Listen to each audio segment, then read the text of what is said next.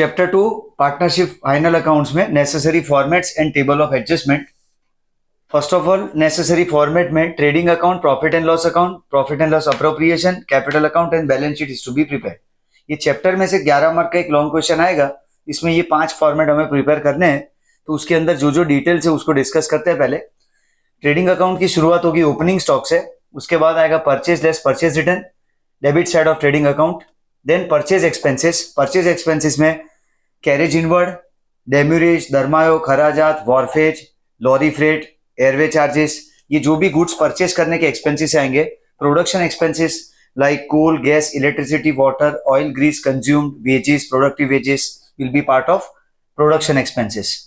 Credit side of trading account there will be sales less sales return first of all, और income में जो income आती है trading account में वो है sale of scrap goods. Sale of scrap goods will be credited to trading account. Then closing stock, trading account को close करेंगे तो difference will be either gross profit और gross loss which will be transfer to profit and loss account. तो P N L की starting की amount आएगी gross loss या gross profit. उसके बाद प्रॉफिट एंड लॉस में 4 different type expenses are to be shown. First is administrative expenses. Administrative में rent, electricity, stationery printing. Selling and distribution expenses में advertisement expense, delivery van expenses, agent salesman commission. Financial expenses में interest on capital, interest on bank loan, interest on bank overdraft. Other expenses and losses में loss by fire, loss by theft, loss by rain, bad debts, depreciation, depreciation on assets. Depreciation के लिए खास ध्यान रखना है, अगर depreciation on machine है तो प्रॉफिट एंड लॉस में डेबिट साइड आएगा। Depreciation on plant and machinery है तो profit trading account debit side आएगा, क्योंकि इंपॉर्टेंट वर्ड है प्लांट। प्लांट एंड मशीनरी में प्लांट कीवर्ड है, इसलिए यहाँ पे हम ट्रेडिंग डेबिट साइड शो करेंगे because it's a production expense. अगर बिल्डिंग का डेप्रिसिएशन है तो प्रॉफिट एंड लॉस में डेबिट साइड आएगा, और अगर फैक्ट्री बिल्डिंग का डेप्रिसिएशन है तो ट्रेडिंग अकाउंट डेबिट साइड आएगा। सिर्फ वेजेस दिया है तो ट्रेडिंग अकाउंट डेबिट साइड आएगा, सिर्फ सैलरी है तो profit and loss account debit side, it is part of administrative expense. लेकिन अगर कॉम्पोजिट टर्म है जैसे वेजेस एंड सैलरी तो will be debited to trading account, and if it is given as salary and wages तो profit and loss account debit side show करेंगे। Credit side of profit and loss account में other incomes आएगी, जिसमें जो investment based income है जैसे rent received, interest received, brokerage received, commission received, dividend received, all that incomes will be credited to profit and loss account. फिर profit and loss account को close करने पे net profit और net loss मिलेगा हमें, which will be transfer to profit and loss appropriation account. Net loss PNL appro में debit side आएगा और नेट प्रॉफिट पीएनएल एप्रो के क्रेडिट साइड आएगा। उसके बाद जो प्रॉफिट एंड लॉस एप्रोप्रिएशन में 2 तरह के ट्रांजैक्शन आते हैं, एक बिजनेस और पार्टनर्स के, और दूसरा बिजनेस में से जो हम रिजर्व्स क्रिएट करते हैं, फर्म में जो हम रिजर्व्स, फ्री रिजर्व्स क्रिएट करते हैं, तो वो 2 टाइप के ट्रांजैक्शंस पीएनएल एप्रो में आएंगे। Trading and profit and loss account में जो एक्सपेंसेस और इनकम है वो थर्ड पार्टी के साथ रिलेटेड है, और प्रॉफिट एंड लॉस एप्रोप्रिएशन में जो एक्सपेंसेस इनकम है वो पार्टनर के रिलेटेड है। तो यहाँ पे नेट लॉस के बाद पहले इंटरेस्ट ऑन कैपिटल, उसके बाद salary, bonus, commission, remuneration etcetera given to partners. तो ये सारे एक्सपेंसेस है फर्म के लिए और पार्टनर्स की इनकम है। उसके बाद क्रिएशन ऑफ फ्री रिजर्व्स। अब जो भी फ्री रिजर्व्स हम क्रिएट करते हैं like general reserve, reserve fund, workers compensation fund, investment fluctuation fund, capital reserve, contingency reserve, कोई भी टाइप का रिजर्व हो वो सब क्रिएट किया जाएगा प्रॉफिट एंड लॉस एप्रोप्रिएशन की डेबिट साइड से। Credit side of PNL appropriation एक आइटम आएगी interest on drawings, after that net profit. फिर प्रॉफिट एंड लॉस एप्रोप्रिएशन को क्लोज करने पे डिफरेंस जो आएगा वो आइदर डिविजिबल प्रॉफिट या डिविजिबल लॉस होगा, जो हमें ट्रांसफर करना है पार्टनर्स कैपिटल अकाउंट में।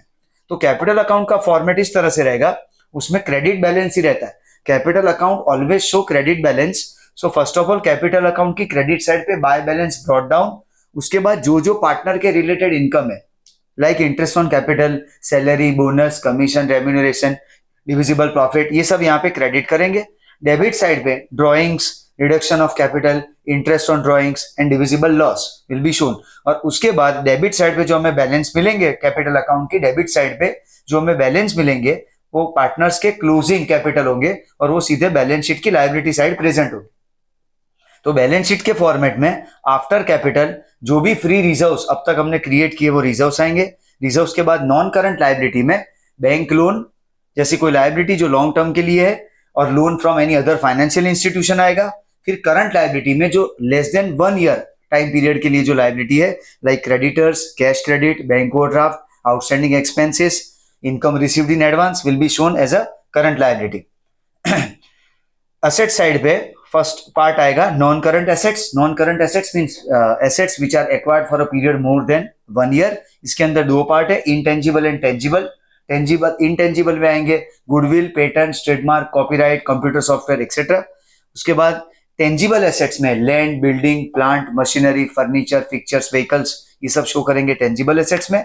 इन्वेस्टमेंट, अगर बिजनेस का फंड बिजनेस में प्रोडक्टिव यूज नहीं हो सकता तो बिजनेस के बाहर हम इन्वेस्ट करते हैं, and that investment is termed as investment outside investment in balance sheet. और वो इन्वेस्टमेंट की कैटेगरी में आ सकते हैं किसी कंपनी के shares, debentures, bonds, post office certificates, national saving certificates.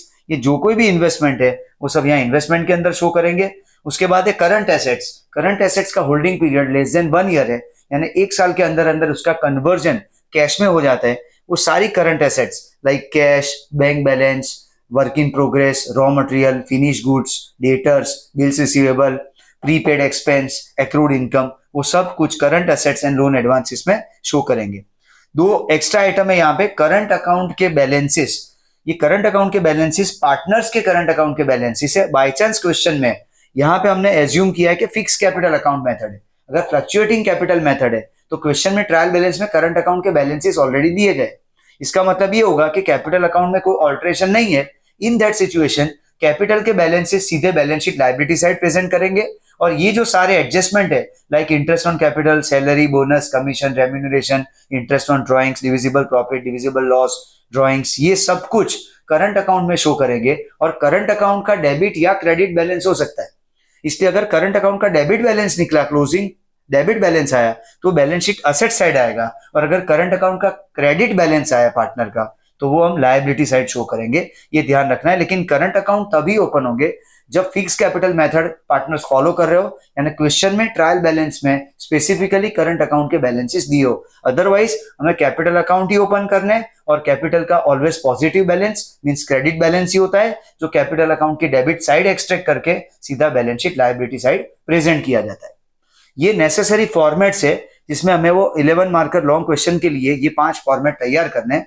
But जब टेक्निकल पार्ट आता है एडजस्टमेंट का, कि अलग अलग एडजस्टमेंट की क्या ट्रीटमेंट दी जाए, तो उसके लिए ये टेबल ऑफ एडजस्टमेंट हमने तैयार किया है. तो एडजस्टमेंट की इफेक्ट को समझते हैं. फर्स्ट इफेक्ट है क्लोजिंग स्टॉक. फर्स्ट एडजस्टमेंट है क्लोजिंग स्टॉक. तो उसकी first effect trading account credit side, और सेकंड इफेक्ट होगी बैलेंस शीट असेट साइड.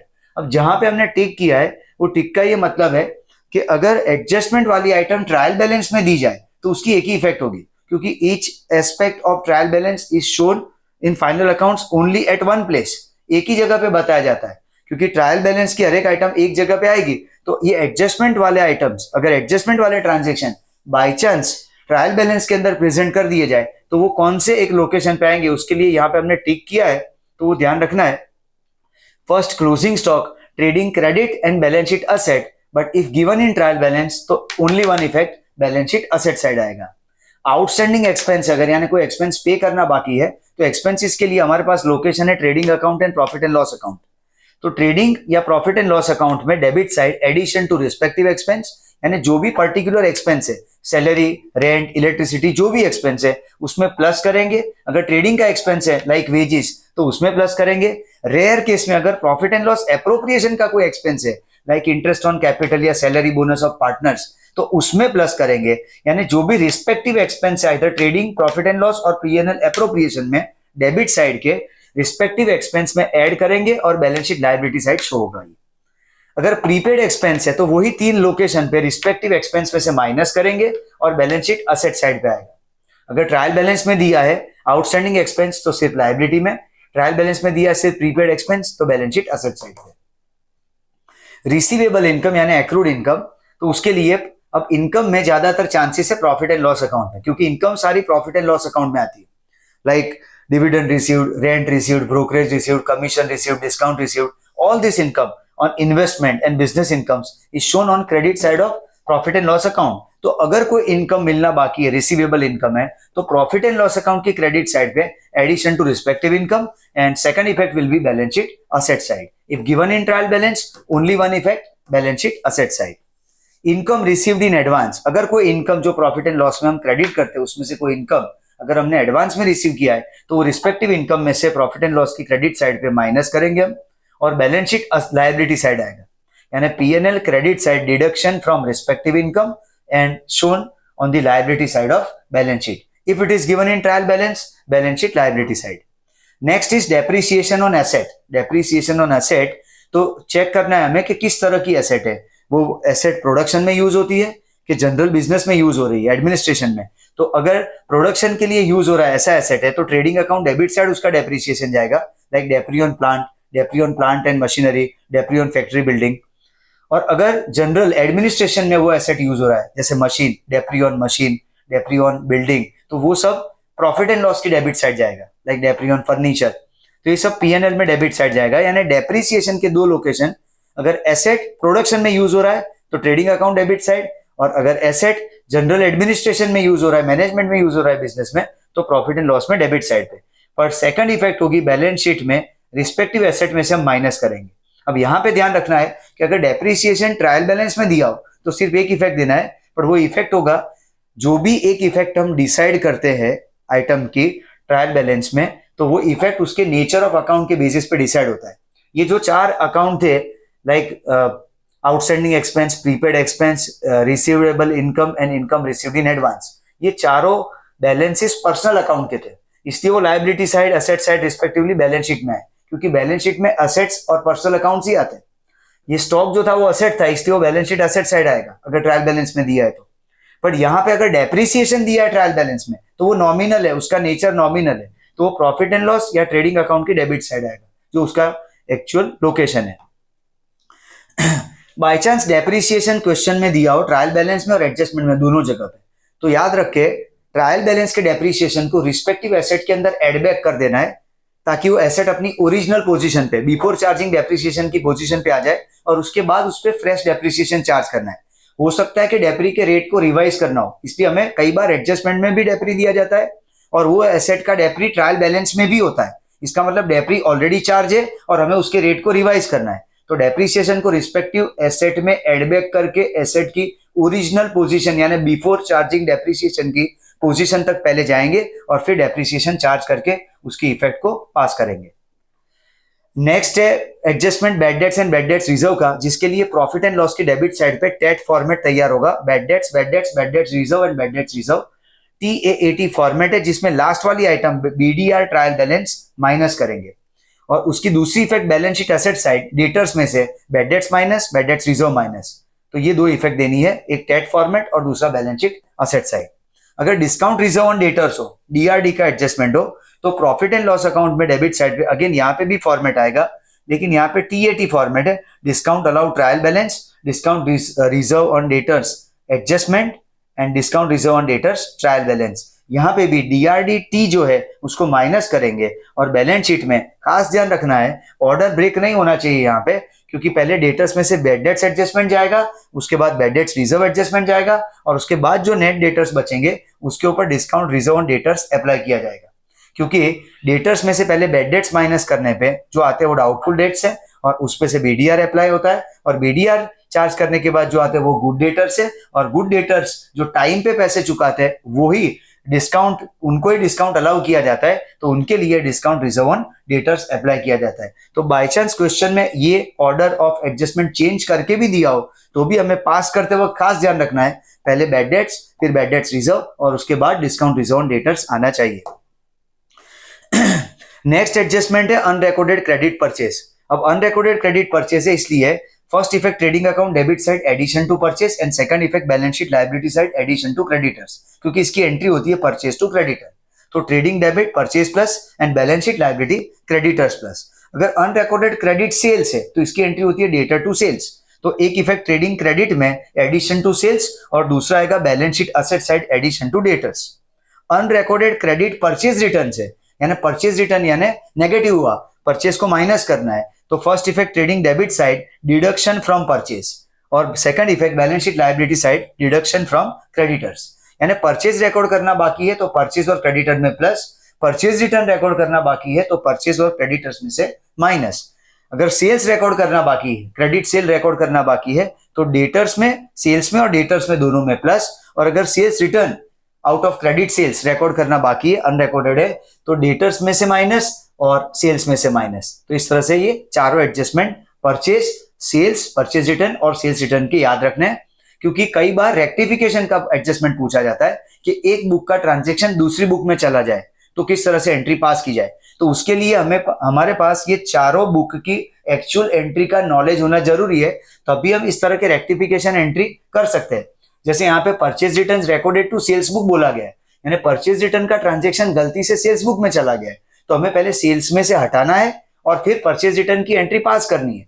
तो सेल्स बुक का ट्रांजेक्शन डेटर और सेल्स को अफेक्ट करता है, यानी वो डेटर और सेल्स में ऑलरेडी प्लस हो चुका है, तो वहां से हटाने के लिए ट्रेडिंग में क्रेडिट साइड सेल्स में से माइनस करेंगे और balance sheet asset side debtors में से माइनस करेंगे।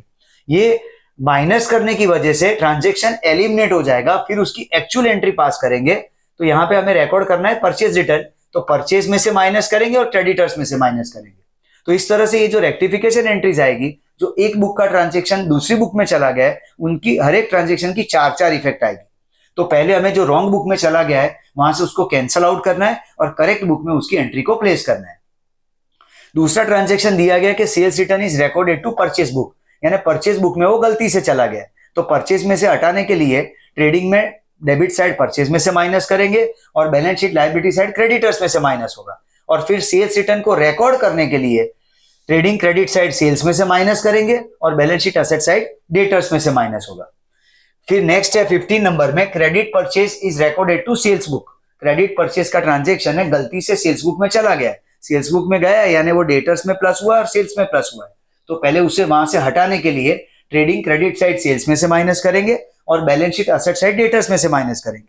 फिर ये कैंसल आउट होने के बाद करेक्ट ट्रांजेक्शन है क्रेडिट परचेज का, जिसके लिए ट्रेडिंग डेबिट साइड परचेज में प्लस होगा और balance sheet liability side creditors में प्लस होगा। नेक्स्ट ट्रांजेक्शन है credit sales recorded to purchase book. Credit sales गलती से परचेज बुक में चला गया है, तो परचेज बुक में से हटाने के लिए, तो परचेज बुक की ओरिजिनल एंट्री है परचेज में प्लस एंड क्रेडिटर्स में प्लस, तो वहां से हटाने के लिए परचेज में से माइनस एंड क्रेडिटर्स में से माइनस करेंगे। और फिर रिकॉर्ड करना है उसको क्रेडिट सेल्स, तो क्रेडिट सेल्स की एक्चुअल एंट्री है debtor sales plus and debtors plus, इसलिए यहाँ ट्रेडिंग क्रेडिट में सेल्स में प्लस होगा और balance sheet asset side debtors में प्लस होगा। नेक्स्ट एडजस्टमेंट है इंटरेस्ट ऑन कैपिटल। तो इंटरेस्ट ऑन कैपिटल फर्म के लिए एक्सपेंस और पार्टनर के लिए इनकम है, तो पीएनएल एप्रोप्रिएशन में डेबिट होगा और कैपिटल या करंट अकाउंट की क्रेडिट साइड आएगा।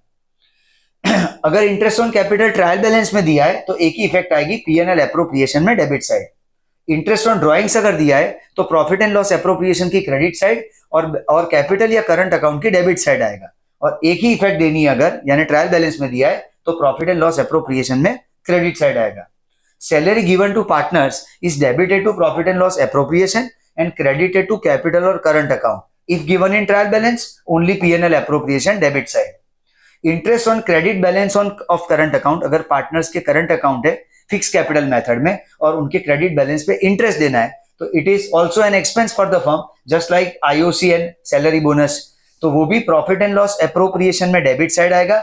लेकिन खास ध्यान रखना है ये करंट अकाउंट की क्रेडिट साइड जाएगा, क्योंकि करंट अकाउंट के बैलेंस का इंटरेस्ट है। अब तक हमने कैपिटल और करंट अकाउंट रखा है क्योंकि हमें पता नहीं है कि क्वेश्चन में मेथड ऑफ कैपिटल क्या होगा, वो फ्लक्चुएटिंग भी हो सकता है, फिक्स कैपिटल भी हो सकता है, तो जैसा मेथड है उसके हिसाब से हम कैपिटल और करंट अकाउंट में एंट्री करेंगे।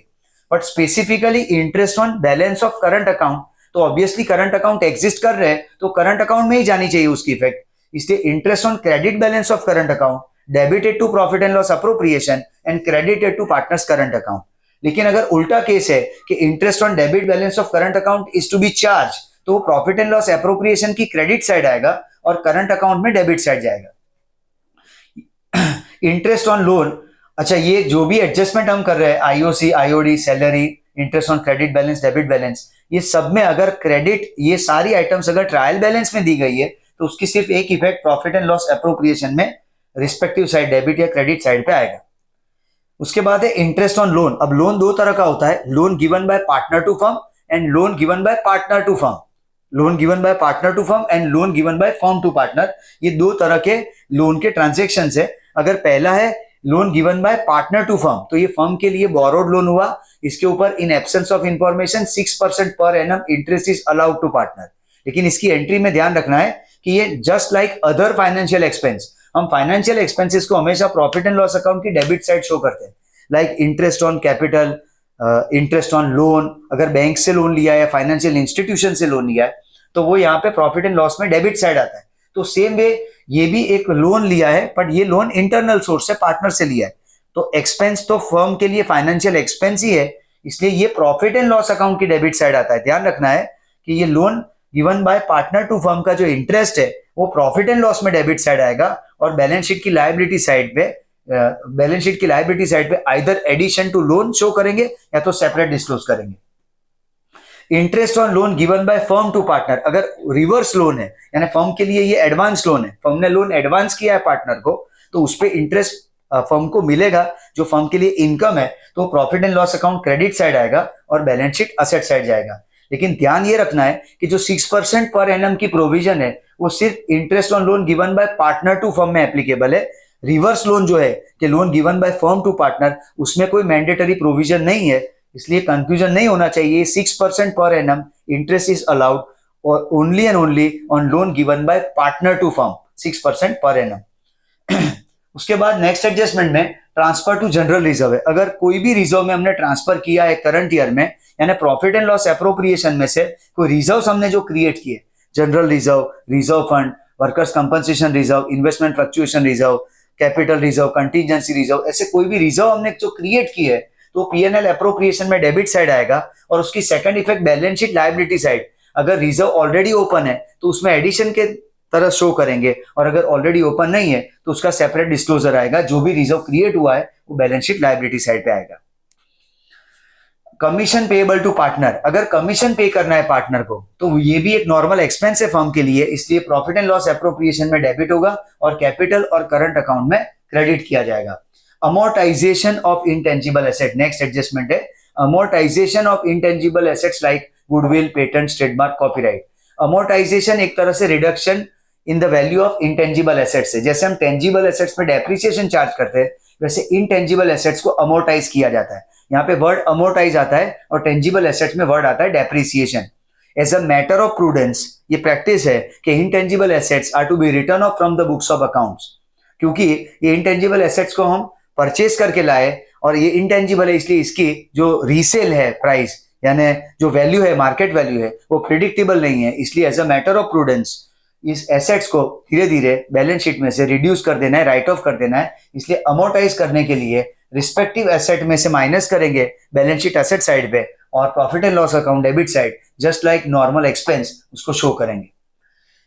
अगर गुड्स विड्रॉ की है पार्टनर्स ने, कोई पार्टनर ने गुड्स विड्रॉ की है तो trading account debit side reduction from purchase. ये goods going out other than sales का एग्जांपल है। इस तरह से कोई भी आउटफ्लो हो सकता है, चैरिटी में, फ्री सैंपल्स में, destroyed by fire, stolen in theft, ऐसा कोई भी आउटफ्लो है। अगर outflow of goods other than sales है तो हमेशा trading account debit side deduction from purchase, it is treated as reduction from purchase. इसलिए एक इफेक्ट उसकी फिक्स है। दूसरी इफेक्ट के लिए अगर गुड्स विड्रॉ की है तो वो कैपिटल या करंट अकाउंट की डेबिट साइड आएगा, कैपिटल या करंट अकाउंट की डेबिट साइड शो करेंगे। अगर गुड्स फ्री सैंपल में डिस्ट्रीब्यूट किया है तो भी trading account debit side minus करेंगे from purchase, and profit and loss account debit side addition to advertisement expense. अगर फ्री में दिया है मींस यहाँ पे फ्री सैंपल्स में दिया है, अगर चैरिटी में दिया होता तो यहाँ पे डोनेशन एक्सपेंस में प्लस करते। अगर लॉस बाय फायर में गया होता मींस डिस्ट्रॉयड बाय फायर का केस होता तो भी परचेज में माइनस करके लॉस बाय फायर लिखते पीएनएल डेबिट साइड पे। एक इंपॉर्टेंट बात यह है, इसमें जो लॉस वाले केसेस आते हैं उसमें by chance insurance company claim accept कर ले, तो इसको एक प्रैक्टिकल एग्जांपल से समझते हैं कि मान लीजिए 5,000 रुपए के गुड्स डिस्ट्रॉय हुए फायर में, तो परचेज में से हम 5,000 माइनस करेंगे। अगर क्लेम एक्सेप्ट नहीं हुआ है तो PNL debit side loss by fire 5,000 आएगा। अगर फुल अमाउंट का क्लेम एक्सेप्ट हुआ है परचेज में से तो माइनस होगी एक इफेक्ट। दूसरी इफेक्ट आएगी balance sheet asset side insurance company. लेकिन अगर उसमें पार्टीशन है कि 5,000 के गुड्स डिस्ट्रॉय हुए फायर में जिसमें से क्लेम 2,000 का एक्सेप्ट हुआ है, तो 5,000 will be shown as a reduction from purchase. 2,000 का क्लेम एक्सेप्ट हुआ है अगर 2,000 रुपीज का, तो it will be debited, it will be recorded to balance sheet asset side as insurance company. पर 5,000 के गुड्स माइनस हुए और 2,000 का क्लेम पास हुआ तो 3,000 का लॉस हुआ है फर्म को और 3,000 रुपए की एंट्री आएगी profit and loss account debit side loss by fire. पर यहाँ पे ये नहीं सोचना है कि ट्रांजेक्शन की 3 इफेक्ट आ रही है। ट्रांजेक्शन की इफेक्ट तो 2 ही है, ड्यूअल एस्पेक्ट ही है, ड्यूअल इफेक्ट ही है, लेकिन जो डेबिट इफेक्ट है वो 2 पार्ट में बट गई है। एंट्री इसकी होती है loss by fire insurance company to purchase, तो इंश्योरेंस कंपनी का 2,000 है और लॉस बाय फायर का 3,000 है। ये दो जो इफेक्ट है डेबिट इफेक्ट के 2 पार्टीशन हुए, इसलिए insurance company balance sheet asset में जाएगा और loss by fire PNL debit में आएगा। ये एक डेबिट इफेक्ट हो गई कंपोजिट, और क्रेडिट इफेक्ट में परचेज में से वो माइनस होगा। ये लॉस वाले हर एक केस में इस तरह से अप्लाई करना है। फिर नेक्स्ट जो एडजस्टमेंट है वो कोई भी ऑक्सिलरी मटेरियल अगर हम यूज कर रहे हैं बिजनेस में, लाइक स्टेशनरी है, पोस्टल स्टैम्प्स है, एडवर्टीजमेंट मटेरियल है, उसका कोई स्टॉक रहता है अगर हमारे पास, तो उस ईयर के एक्सपेंस में से हमें माइनस कर देना है। तो जो भी रिस्पेक्टिव है, जैसे स्टेशनरी स्टॉक का एग्जांपल ले हम कि एडवर्टीजमेंट मटेरियल का या पोस्टल स्टैम्प का, तो प्रॉफिट एंड लॉस की debit side reduction from specific item, stationery का स्टॉक है तो स्टेशनरी एक्सपेंस में से, एडवर्टीजमेंट मटेरियल का है तो एडवर्टीजमेंट एक्सपेंस में से, पोस्टल स्टैम्प्स का स्टॉक रहा है तो पोस्टेज में से माइनस करेंगे, और वो माइनस करने के बाद सेकंड इफेक्ट आएगी बैलेंस शीट एसेट साइड पे, नॉर्मल एसेट करंट एसेट की तरह ट्रीट करेंगे। Writing of of lease hold property, अब लीज पे जो प्रॉपर्टी हमने एक्वायर की है, फ्री होल्ड नहीं है, ये लीज होल्ड है, तो उसके लीज रेंटल्स माइनस करने हैं, इसलिए balance sheet asset side deduction from leasehold property and second effect is profit and loss account debit side. Next है receivable interest dividend on shares और अदर इन्वेस्टमेंट। अगर ऐसा कोई भी इनकम है, रिसीवेबल इनकम है जो हमें मिलना बाकी है, तो उसकी एक इफेक्ट है profit and loss credit side और दूसरी इफेक्ट है बैलेंस शीट एसेट साइड। अगर कोई पर्सनल एसेट, ओनर कोई पर्सनल एसेट लेके आया है बिजनेस के अंदर, यानी कैपिटल कंट्रीब्यूशन हुआ एक तरह से, तो एक effect capital account credit side आएगा। कोई भी एसेट हो, capital account credit side first effect additional capital and second effect will be shown on the asset side of balance sheet. तो इस तरह से ये फाइनल अकाउंट्स के 11 मार्कर लॉन्ग क्वेश्चन के लिए हमें नेसेसरी अकाउंटिंग फॉर्मेट्स के साथ ये टेबल ऑफ एडजस्टमेंट को समझना है, और एडजस्टमेंट में भी वो एडजस्टमेंट जिनकी 2 इफेक्ट हो सकती है, जैसे कि वो ट्रायल बैलेंस में भी दिए जा सकते हैं और एडजस्टमेंट में भी। अगर एडजस्टमेंट में दिए जाए तो कौन सी 2 इफेक्ट, और अगर वो आइटम ट्रायल बैलेंस में हो तो कौन सी पर्टिकुलर इफेक्ट दोनों में से रिकॉर्ड करनी है, उसको ध्यान में रख के ये लॉन्ग क्वेश्चन को एग्जीक्यूट करेंगे। Thank you.